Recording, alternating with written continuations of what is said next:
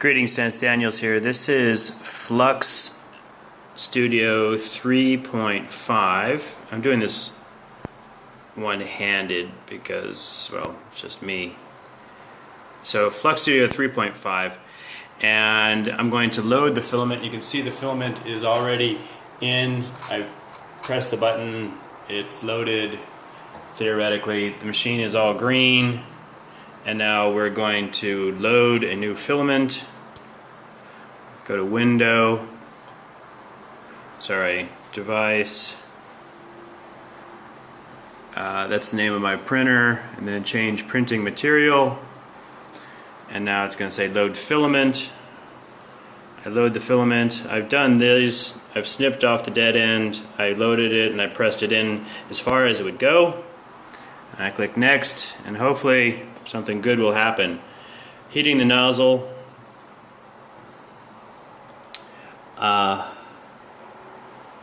The red, it's now flashing red here, and I can hear that the fan on the print head has gotten hot.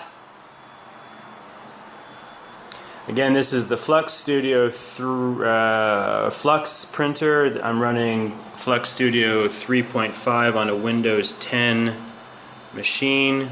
There we go, 3.5. We are still heating. I've had nothing but misery with this machine since I got it. I've lubricated all of the rods to make sure that they are, they flow smoothly, etc. I've reread the instructions a dozen times, trying to figure out what. Whoa! Look at that! Look at that! I call that a problem, wouldn't you? I don't know why it's doing that, and there's no way to stop it. Again, this is Flux Studio 3.5, and it is broken again. I'm plugging it.